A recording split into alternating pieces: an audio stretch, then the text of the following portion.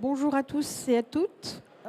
Pour cette deuxième conférence de la matinée organisée par la Banque de la Transition énergétique et le Sommet, nous vous proposons de parler d'un sujet qui concerne les agriculteurs, le photovoltaïque, comment réaliser et financer un projet de toiture photovoltaïque.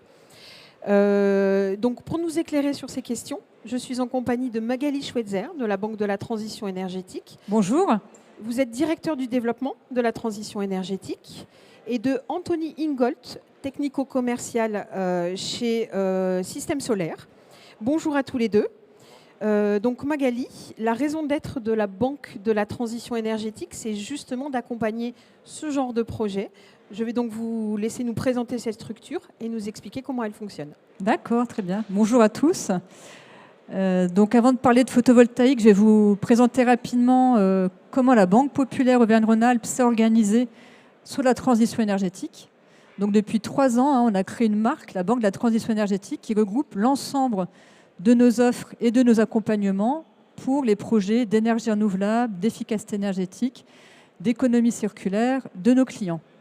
Donc très concrètement, ces offres, ça concerne à la fois une épargne traçable qu'on a mis en œuvre. Donc depuis 3 ans, on collecte de l'épargne qui ne sert à financer que des projets qui ont un impact positif sur l'environnement via des comptes à terme ou des livrets, des livrets d'épargne. Et l'usage de cette épargne est tracé. Vous pouvez voir sur un site internet les projets qui ont été financés avec cette épargne et un reporting mensuel qui prouve l'utilisation de cette épargne. Donc on a collecté 400 millions d'euros d'épargne depuis 3 ans et réalisé 400 millions d'euros de financement en parallèle, pour moitié dans les énergies renouvelables et pour moitié sur l'efficacité énergétique, de la mobilité durable, de l'économie circulaire.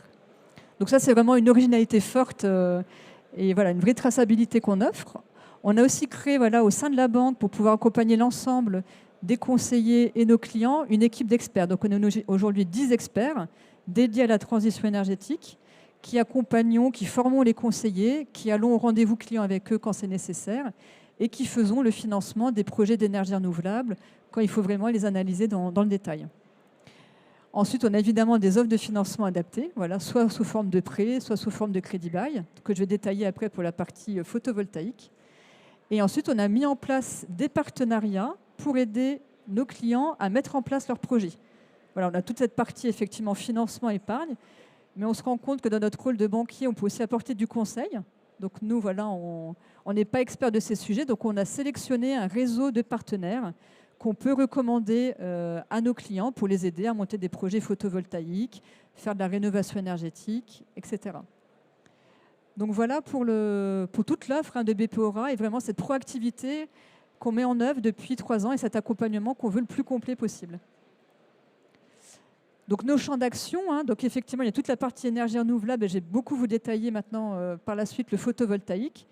Mais les champs d'action de la transition énergétique et environnementale chez BPO Aura, c'est vraiment tous les champs. Donc toutes les énergies renouvelables, photovoltaïque, méthanisation, éolien, hydroélectricité. Et après, il y a tout le champ très vaste de la performance énergétique et environnementale. Donc aussi bien l'efficacité énergétique, la rénovation énergétique des logements, la mobilité durable, l'économie circulaire, l'éco-conception, la transformation des entreprises au sens large. Il y a vraiment des transformations de fond qui se mettent en œuvre et qui sont des trajectoires pour atteindre la neutralité carbone en 2050 et qu'on accompagne dans tous ces champs. Et on accompagne aussi dans l'innovation des startups, des entreprises offreuses de solutions qui agissent dans tous ces domaines et qui se développent sur tous ces sujets. Et la région Aura, on est vraiment à la pointe sur l'innovation en transition énergétique, avec tout l'écosystème qu'on a aussi bien sur le Puy-de-Dôme, sur le Rhône et également sur la région grenobloise. Voilà pour Banque Populaire Auvergne-Rhône-Alpes. Et ici, le réseau de partenaires qu'on a mis en place pour accompagner la partie entreprise, aussi bien entreprise agricole qu'entreprise au sens large. Donc des installateurs photovoltaïques, dont Système Solaire fait partie. Des partenaires en efficacité énergétique pour les bâtiments, pour l'industrie. On a aussi un partenaire qui aide nos clients à renégocier leur contrat d'énergie quand ils arrivent en fin de contrat, comparer différents fournisseurs d'énergie. Donc avec la crise énergétique qu'on a connue, ça a été quand même utile de pouvoir faire cette comparaison et continuer à accompagner nos clients. Et on a aussi des partenaires qui aident à récupérer des aides publiques. Et voilà, les partenaires, on les a choisis, c'est-à-dire ces interlocuteurs uniques pour nos clients de A à Z. Ils aident aussi bien à concevoir un projet, à le réaliser et à aller récupérer tous les financements publics qui existent. Sur l'efficacité énergétique, notamment, il y a plusieurs financements à aller chercher, des C2E, des aides. Et nous, on vient apporter, bien sûr, après le complément en termes de financement bancaire. Voilà. Donc voilà, maintenant, j'ai passé à la partie photovoltaïque. Donc moi, je vais m'attacher à vous rappeler le contexte réglementaire qui s'applique sur l'énergie photovoltaïque depuis environ 1 an, et depuis qu'il y a la loi d'accélération des énergies renouvelables qui a été votée. Et après, je vais vous parler dans les grandes lignes des modèles économiques qui existent et qu'il faut choisir quand on monte un projet. Et ensuite, Anthony Ingold de Système Solaire explique là plus précisément comment on réalise et on monte un projet photovoltaïque.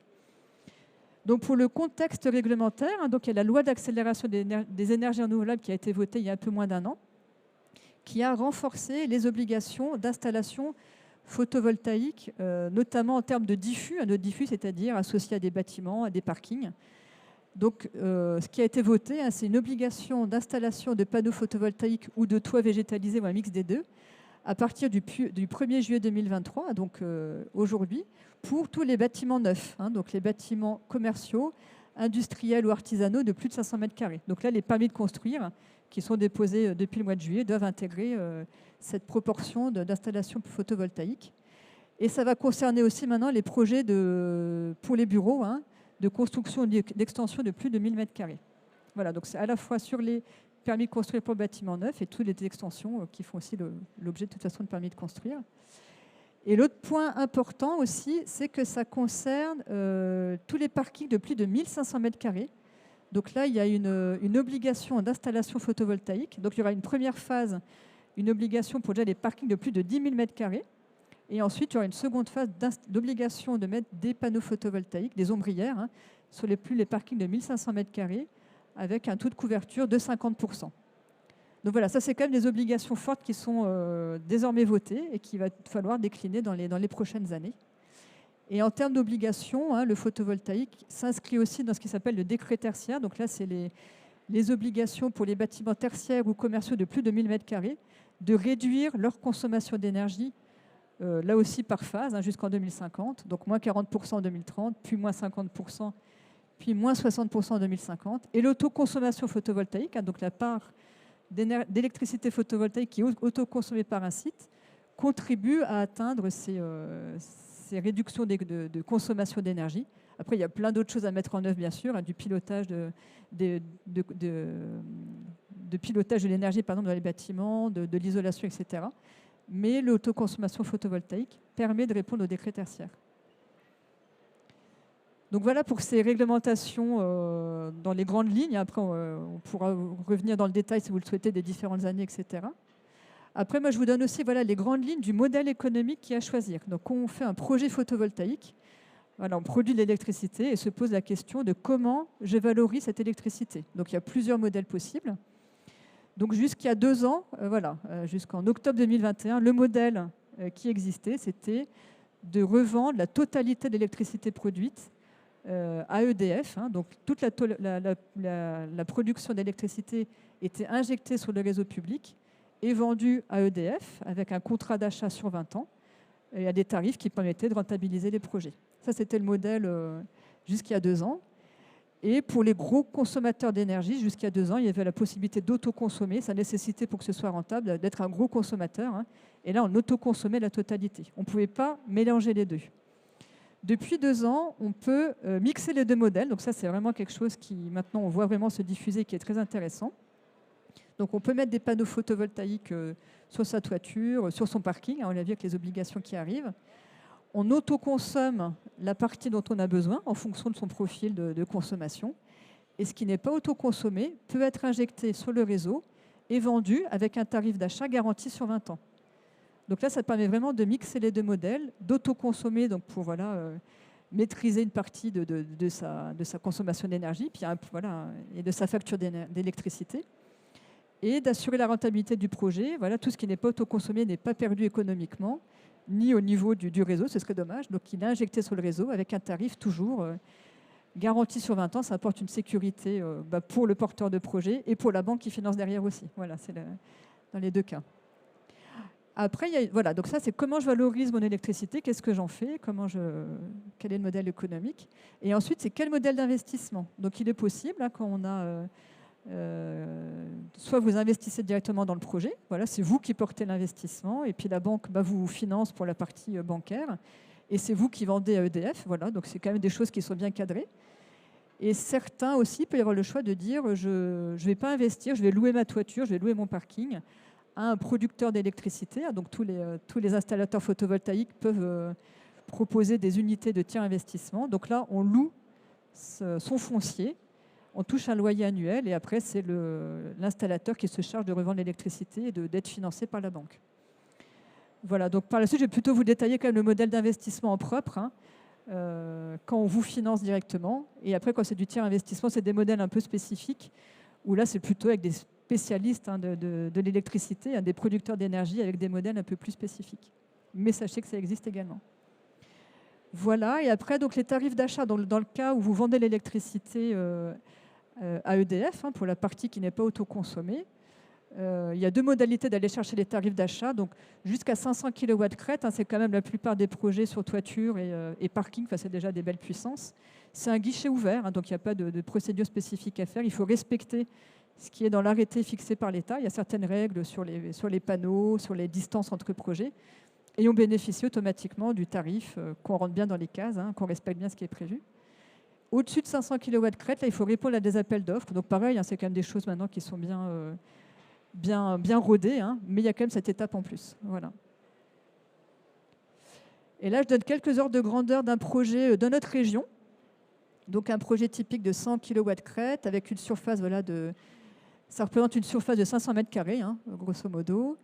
Et dans les ensoleillements qu'on a dans le Puy-de-Dôme, hein, mais qu'on a globalement en région Aura, c'est peut-être juste un peu différent peut-être dans la Drôme, Ardèche et peut-être Alpes du Sud, au sort d'Aura, mais il y a des régions où c'est légèrement plus ensoleillé. Sinon, en moyenne, on est à 120 MWh par an. Donc le coût d'investissement, donc là, voilà, il y a quand même une étude à faire, hein. Anthony va vous expliquer, il y a quand même des études précises à faire sur les toitures, etc. Mais dans les ordres de grandeur, on va être entre 80 et 110 000 euros pour une toiture. Des charges d'exploitation de l'ordre de 3 000 euros par an. Et après, donc dans le cas où on revend tout sur le réseau, donc, on va pouvoir avoir le tarif d'achat actuel de l'ordre de 14 000 euros par an.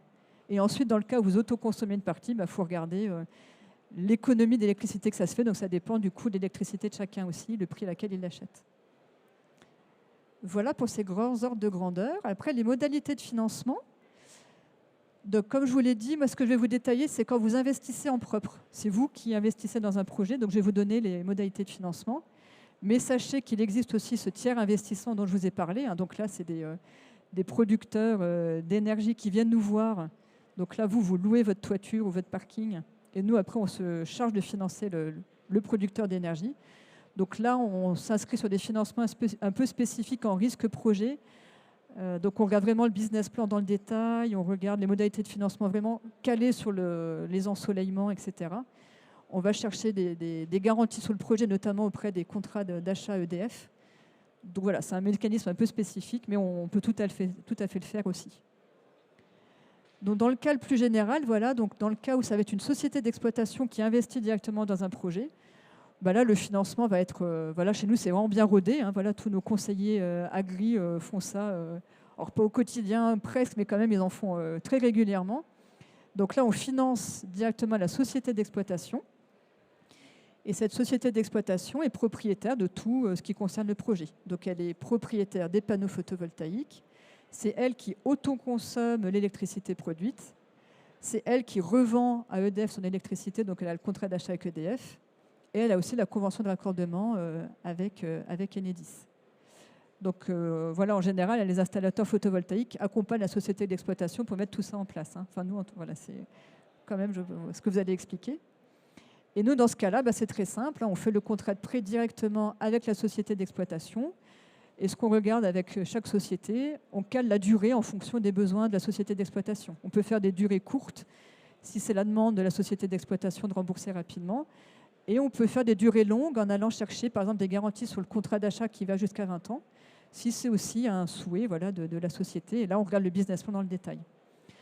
Donc, on peut faire, voilà, des modalités de financement voilà, où c'est tout, par exemple, les revenus de la centrale photovoltaïque qui remboursent intégralement le prêt, ou si ce n'est pas le souhait de l'entreprise, on peut faire des durées plus courtes, et l'entreprise vient contribuer aussi sur sa trésorerie pour rembourser le projet. Voilà, donc c'est un modèle qu'on maîtrise bien chez Bpora et qu'on fait classiquement aujourd'hui. Et après, on a d'autres cas de figure. Donc, on peut effectivement souvent, c'est pas la société d'exploitation qui est propriétaire des bâtiments. Donc, c'est souvent une SCI ou une autre type de société qui qui va détenir la centrale. Donc, dans ce cas-là, c'est aussi des choses que maintenant on sait mettre en place. Donc, on va faire le contrat de prêt nous avec la SCI et il faudra qu'il y ait un contrat de location de matériel qui lie la SCI avec la société d'exploitation et qui, elle, après, se charge d'autoconsommer, de vendre l'électricité. Donc voilà, au début c'était un schéma un peu nouveau, donc on a calé ça avec nos jurys. Donc c'est un modèle aussi qu'on sait bien mettre en place avec un contrat de location de matériel qu'il faut le mettre en place et faire en sorte que le loyer couvre bien la partie de remboursement du prêt. Donc voilà, en résumé, on sait financer aussi bien la société d'exploitation qu'une SCI qui détient la centrale, et où après c'est la société d'exploitation qui autoconsomme et vend l'électricité. C'est des choses bien rodées aujourd'hui.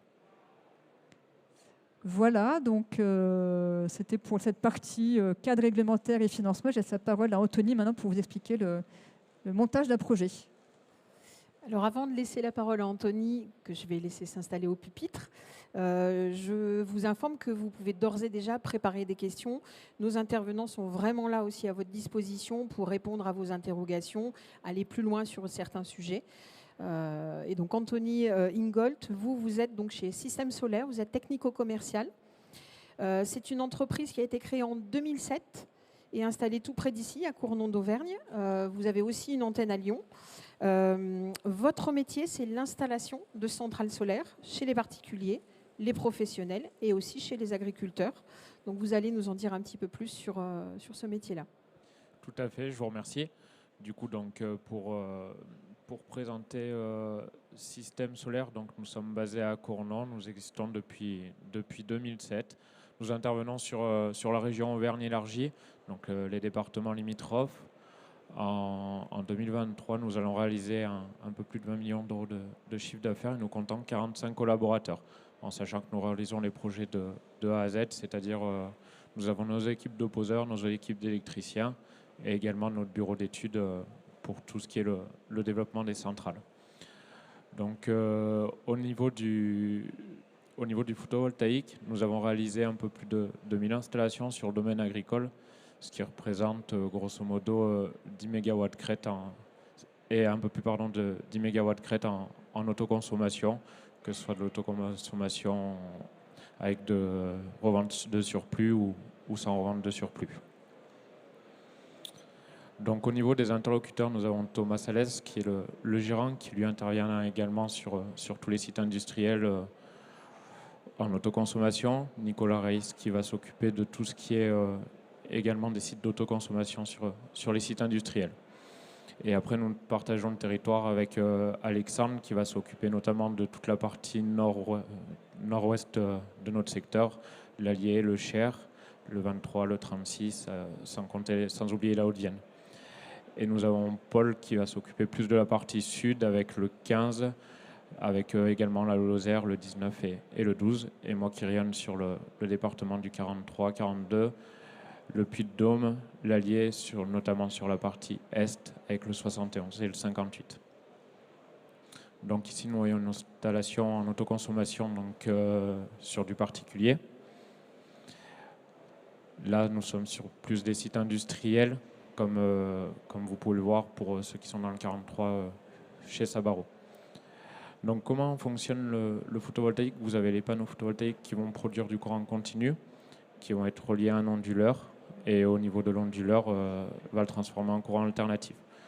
Donc soit vous êtes sur un système de vente totale, où vous allez rejeter la totalité sur le réseau d'Enedis, ou après sur un système en autoconsommation. Donc quand vous avez besoin, toute la partie que la production de la centrale va produire, vous allez autoconsommer. Si vous n'avez pas besoin de la totalité, l'excédent va repartir sur le réseau et être revendu. Donc les grandes orientations au niveau des projets des centrales photovoltaïques, donc à se poser la question, est-ce que vous allez réaliser votre centrale sur un bâtiment neuf parce que vous avez besoin tout simplement d'agrandir ou de vous mettre aux normes au niveau de votre exploitation agricole, ou sur des toits existants au niveau de la rénovation. Il y aura certains points de vigilance, que ce soit sur du neuf ou de la rénovation, dont je reviendrai ultérieurement dessus. À se poser la question, est-ce que vous faites une centrale supérieure ou inférieure à 100 kW crête?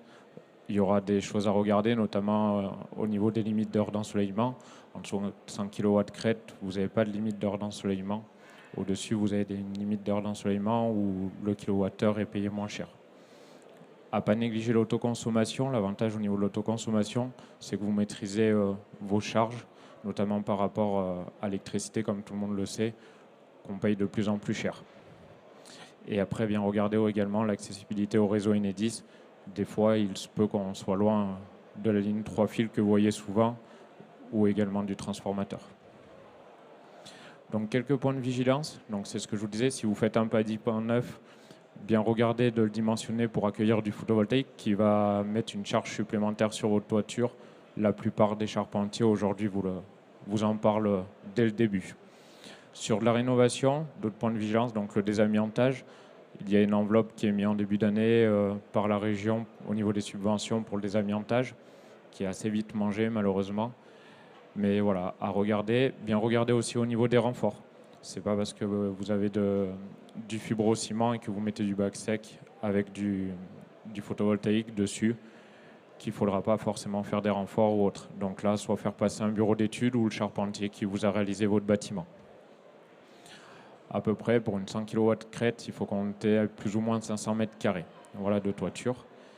Et bien regardez également pour les installations qui sont inférieures à 500 kW crête, où se trouve le poste d'Enedis. C'est les postes achetés que vous pouvez voir souvent en bord de route qui sont verts. Donc au niveau de la chronologie d'un projet photovoltaïque en revente totale, on reste sur des délais qui sont entre 18 et 24 mois. Déjà, vous avez donc soit le permis de construire à réaliser. On ne pourra pas faire de dépose de raccordement sans l'acceptation du permis de construire ou la demande de travaux sur des bâtiments existants. Donc à partir de là, nous démarrons la T0 en ordre de chronologie. Vous recevez une convention de raccordement de la part d'Enedis, comptée entre 3 et 6 mois, pour avoir exactement le coût exact du raccordement. Ensuite, vous avez l'installation du PDL en limite de propriété, donc au niveau de l'injection, comptée entre 13 et 15 mois avant qu'il soit installé. Et c'est là que votre installateur photovoltaïque va commencer à intervenir, à installer la centrale. Et ensuite, la mise en service faite par Enedis pour le raccordement. Et un peu après, en moyenne entre 4 à 6 mois, vous avez la création de votre compte de EDF-OA, où nous vous accompagnons pour la création, également les facturations qui est mise en place. Donc pour le banquier, des choses à ne pas négliger, forcément budgétiser la centrale, donc savoir le prix de la centrale, le budget des bâtiments ou de changement de couverture et des renforts qui peuvent vite représenter un budget. Le budget du raccordement, donc nous pouvons vous l'estimer. Au niveau du raccordement, vous estimez un raccordement, mais ce sera vraiment la convention d'Enedis qui vous dira le prix exact. Voilà, à ce niveau-là. Le budget de l'exploitation, donc à bien cadrer, et on vous fera également un prévisionnel, donc un business plan à bien apporter à la banque, donc au niveau de tout ce qui est charge d'exploitation et également tout ce qui est rendement qu'on va calculer selon où vous êtes, donc l'orientation des bâtiments, le lieu, l'altitude. Bon, avec ça, on arrivera à déterminer, selon la puissance de votre centrale, les kilowattheures que vous dégagerez à l'année, et toiture par toiture. Peut-être tu veux rajouter quelque chose, Magali, au niveau de la banque ? Oui.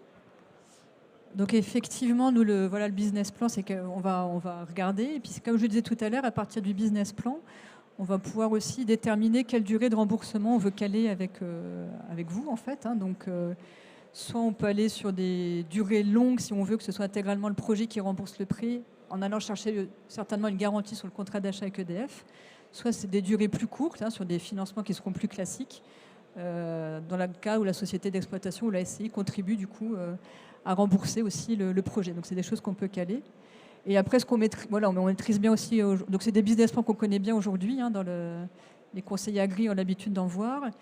Ce qu'on fait chez BP Aura, voilà, quand c'est des installateurs qu'on connaît bien, on sait que leur business plan déjà, on n'a pas besoin de les vérifier parce qu'on les a déjà vus. Voilà, donc on sait qu'il n'y a pas besoin de vérifier tel installateur. Quand c'est des nouveaux installateurs qu'on ne connaît pas, on a une équipe d'experts techniques chez nous qui vérifie, par exemple, les hypothèses de productible, de coûts d'investissement, de coûts d'exploitation. Donc on fait ce travail un peu de vérification en plus, voilà, côté banque. Hein. Donc ça apporte cette sécurité aussi que le business plan, comme il est important pour vous, il l'est aussi pour nous, est bien calibré. Donc voilà, les business plans qui passent chez nous, on sait qu'ils tiennent la route, soit parce que ça a été qualifié en amont, soit parce qu'on a vérifié aussi derrière. Et après, tout ce qui est garanti, c'est des choses on maîtrise bien maintenant, enfin, le process d'un projet qui a été expliqué, hein, le raccordement, le contrat d'achat, la maîtrise foncière. Ça, nos conseillers, ce sont des choses qu'ils maîtrisent bien et qu'on intègre dans le déroulé du financement. Voilà, pour ces précisions. Je te remercie. Autre chose à ne pas oublier aussi, bien aller voir votre comptable, d'autres choses sont importantes. Donc, regardez si vous le faites via votre exploitation, via une société annexe, SAS, SARL ou autre. Voilà, tout ce qui est juridique, à ne pas l'oublier. Voilà. Et des fois, vous pouvez être également en zone ZRR ou autre, où vous pouvez avoir des avantages au niveau de l'impôt sur la société. Voilà, à bien regarder, à bien monter en amont. Au niveau du provisionnel, donc voilà comment se présente un prévisionnel. Donc vous avez des choses à regarder, donc notamment la puissance de la centrale, le coût total du projet. Donc le coût total du projet va se composer de quoi? Donc bien sûr de la centrale photovoltaïque et du coût du raccordement, mais à ne pas négliger le coût du bâtiment ou des travaux. Et comme le disait tout à l'heure Magali, c'est là-dessus où vous pourrez regarder le temps d'amortissement et allonger ou réduire vos durées. Et également, selon vos besoins, est-ce que vous avez besoin de vous dégager plus ou moins de trésorerie ou à contrario, faire un financement plutôt court pour prévoir un départ à la retraite et avoir des compléments de revenus par exemple. Donc sur le prévisionnel, on voit donc un chiffre d'affaires et en dessous des charges. Donc les charges sont composées notamment des taxes TURP. Regardez également, ne pas négliger donc, tout ce qui est abonnement donc, au niveau du compteur Linky, du compteur d'Enedis, tout ce qui est compta, tout ce qui est également assurance, ne pas négliger l'assurance, la perte d'exploitation et l'assurance de la centrale. Et pour les centrales de plus de 100 kW crête, vous avez une taxe qui vient s'ajouter, qui est l'IFR. Et cela vous ressort un EBE, donc un excédent brut d'exploitation, c'est votre création de richesse. Et en dessous, c'est surtout le rôle du comptable. Nous allons vous proposer un amortissement sur 20 ans. Le reste dépendra de ce que vous avez besoin et de votre comptable. Et également, tout à l'heure, je vous ai expliqué certaines zones comme la zone ZRR où vous êtes exonéré d'impôts. Donc on pourra jouer également sur différentes durées. Comme ça, quand vous pourrez aller voir la banque, vous aurez déjà quelques idées sur la durée dans laquelle vous voulez partir. Voilà au niveau du compte de résultat. Donc au niveau de l'assurance, c'est ce que je vous ai expliqué tout à l'heure. Allez voir votre banquier aussi en amont du projet, une fois que nous sommes rencontrés. Certaines choses vont rentrer en compte, hein, notamment qu'est-ce que vous allez faire sous votre bâtiment au niveau du risque. Bien avoir une attestation de descente de charge, donc soit faite par le charpentier qui vous a fait le bâtiment ou par un bureau d'études, ça c'est essentiel. Des fois on n'y pense pas forcément, mais demain s'il y a un sinistre, c'est une chose que l'assurance vous demandera. Au niveau de la perte d'exploitation, ne pas négliger la durée. Souvent, on va dire sur une année, s'il vient un grêlé, j'aurai le temps de changer ma centrale, ce qui n'est pas toujours le cas. On voit que les délais au niveau d'Enedis sont de plus en plus longs. Nous avons de plus en plus de sinistres de grêle, comme nous pouvons le voir notamment sur l'Allier du côté de Vichy. Les experts ont de plus en plus de travail, donc le temps que tout ce travail administratif se fasse, vraiment c'est très important de ne pas négliger la durée. 18 mois, voire 24 mois, c'est pas incongru là-dessus. Voilà. Donc la perte d'exploitation en fait va vous servir à combler le chiffre d'affaires qui vous manquera le temps du changement de la centrale. Voilà.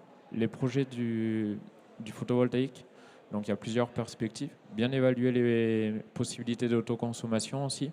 Sachez que l'autoconsommation en règle générale, ça vous permet de maîtriser vos charges, donc notamment au niveau des agriculteurs.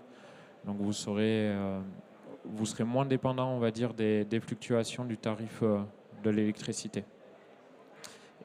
Donc ça sera pour l'autoconsommation. Pour les reventes totales, plusieurs solutions. Donc vous avez l'obligation de DFOA qui vous apporte une garantie sur 20 ans, avec aujourd'hui un prix de revente pour les plus de 100 kW crête en dessous de 1100 heures à 13,12 centimes du kilowattheure. Et il y a d'autres alternatives, notamment donc la vente sur le marché libre. Sur l'autoconsommation, vous pouvez faire de l'autoconsommation collective, c'est-à-dire revendre à une entreprise ou un particulier qui est proche de chez vous. Voilà, c'est des choses à ne pas oublier. Donc voilà des installations qu'on a réalisées sur des bâtiments agricoles. On a choisi de prendre un bâtiment agricole en bois. Souvent, les personnes se disent le photovoltaïque sur des bâtiments avec des charpents de bois, ce n'est pas possible. Ce n'est pas le cas. On peut poser également sur des charpents de bois. Voilà, toujours pareil, à bien faire dimensionner sur un bâtiment neuf. Il faut avoir une attestation de descente de charge pour votre assureur. Donc là, c'est une autoconsommation sur une maison qui n'est pas très loin de chez nous. Et après, donc, de l'autoconsommation, donc sans revente de surplus, sur le site à Sabaro, à Chasse-Puzac en industriel. Voilà, je vous remercie. Si vous avez des questions, n'hésitez pas. Merci beaucoup Anthony. Effectivement, hein, vous avez vraiment 2 intervenants qui sont là à votre disposition pour répondre à vos questions, même si des éléments très opérationnels ont été abordés. Donc vous me faites signe, je vous amène le micro et puis voilà, posez votre question. N'hésitez pas à profiter de ce savoir ici. Est-ce que quelqu'un veut se lancer? Avez-vous une question? Allez.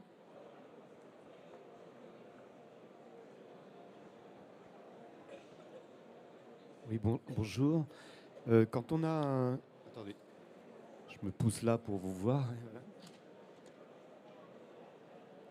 Alors, quand le bâtiment concerné est un bâtiment qui existe déjà, que c'est un hangar, que c'est un toit de hangar, et que ce toit de hangar est en grande partie ancien, et avec des tôles, vous savez, des toits en fibrociment, donc sans doute amianté de façon importante, que le toit est en bon état à peu près, que la charpente également est en bon état. Qu'est-ce qu'il faut quand même faire? Quelles sont les possibilités à envisager ou pas d'ailleurs? Est-ce qu'il faut se lancer dans un projet photovoltaïque ou pas? Et dans ce cas-là, quelles sont les différentes précautions à respecter? Et vous en avez un peu parlé tout à l'heure, mais en termes de renfort, en termes de désamiantage ou pas? Donc, pour répondre à votre question, c'est vrai qu'actuellement, beaucoup de bâtiments agricoles sont concernés par ça. Donc, au niveau du fibro-amianté, donc, nous, on ne réalisera pas les déposes. Il faudra se rapprocher d'une entreprise qui est agréée pour, ou de votre charpentier. On pourra vous donner des contacts avec des gens selon votre secteur sur lequel on travaille. Donc, le mieux, c'est de déposer forcément. Nous, on ne posera pas sur du fibro-amianté et de recouvrir d'une couverture en bac acier. Donc au niveau du bac acier, à regarder, donc du 75 centièmes, c'est souvent la norme, c'est souvent ce que votre assureur vous demandera en termes de solidité. Si c'est une stabulation, vous avez des bêtes dessous, regardez aussi au niveau du bac isolé. Donc un bac acier isolé, pourquoi? On voit qu'il fait de plus en plus chaud. Sachez que le bac pur ne coupe pas la chaleur comme l'éternite, et de plus, vous pouvez avoir des subventions sur le changement de couverture par rapport au bien-être animal avec du bac isolé. Voilà, donc là, vous rapprochez de votre comptable ou de la chambre d'agriculture locale selon vos habitudes. Au niveau du renfort, donc également, soit si le bâtiment est très ancien, que le charpentier est plus existant, demandez à un charpentier local qui peut vous accompagner dessus, notamment en termes de renfort, ou un bureau d'études. Là-dessus, on a aussi des contacts sur lesquels on pourra vous donner. Voilà. Mais afin d'avoir l'attestation de descente de charge pour votre assureur qui prouve que votre bâtiment peut supporter le bac acier ou le bac acier isolé, plus la couverture en panneaux photovoltaïques. Un complément d'information?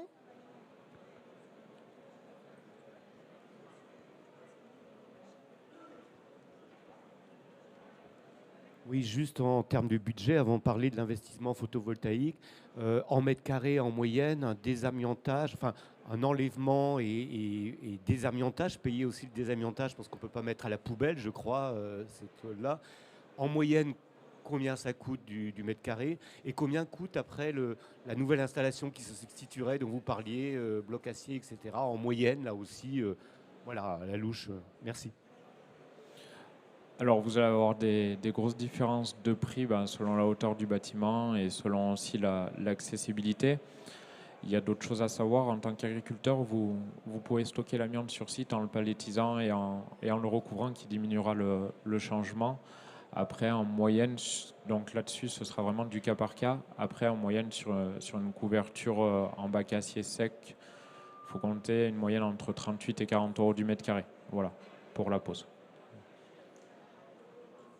Et après, avec le désamiantage, en moyenne, c'est aux alentours de 65 à 80 euros du mètre carré avec le recyclage, pour aller dans les grandes lignes. Est-ce que quelqu'un a une question supplémentaire? Merci, bonjour. Alors moi j'avais une question qui concerne les deux interlocuteurs. Est-ce que les dispositifs que vous avez évoqués, alors que ce soit les aides pour le désamiantage ou par rapport à la Banque Populaire, votre organisation, c'est aussi valable pour la région Nouvelle-Aquitaine, où c'est très lié, en tout cas pour les dispositifs d'aide, à la stratégie DORA? Alors sur le désamiantage, là, actuellement, pour l'instant, il y a uniquement la région Auvergne-Rhône-Alpes qui en profite, en sachant que l'enveloppe est très vite mangée par rapport à la surface des toitures. Le désamiantage coûte plutôt assez cher. Par contre, sur tout ce qui est changement de couverture éternite en bac acier isolé pour le bien-être animal, comme je vous le disais tout à l'heure, ça ne concerne pas uniquement la région Auvergne-Rhône-Alpes, la Nouvelle-Aquitaine en fait partie. Voilà, à ce niveau-là. Et après, sur l'entente que nous avons au niveau de la Banque Populaire, je laisserai Magali répondre. Alors, donc, côté Nouvelle-Aquitaine, donc Banque Populaire Aura, nous on est un peu présent en Corrèze aussi, voilà. Donc tout ce que j'ai présenté est valable pour le nord de la Corrèze, hein, voilà. Et après, sinon, l'autre banque populaire, c'est BP AK, hein, donc qui ont aussi des équipes dédiées aux énergies renouvelables. Voilà, donc ils n'ont peut-être pas tout à fait exactement peut-être les mêmes systèmes de partenariat, il y a peut-être des choses qui changent un peu, mais en tout cas, ils ont des équipes qui peuvent financer aussi les projets photovoltaïques. Ouais. Et une partie de la Corrèze, ce sera directement nous. Voilà. Quelqu'un a une autre question? Profitez-en. Alors, je vous remercie tous les deux. Anthony Ingold, je crois que de toute façon, s'il y a des questions, vous êtes juste à côté. Donc, ce n'est pas compliqué, on vient vous voir. Magali Schweitzer, donc vous êtes disponible avec toute l'équipe Banque Populaire Auvergne-Rhône-Alpes dans le hall 1 sur le stand. On vous remercie beaucoup de toutes ces informations et des réponses aux questions. Et puis, dernière conférence à l'Agora animée par la Banque de la Transition énergétique et le Sommet. C'est à 12h sur l'empreinte carbone de l'entreprise agricole, bilan, plan d'action et valorisation. Donc, n'hésitez pas à nous rejoindre à 12h. Merci beaucoup de votre participation.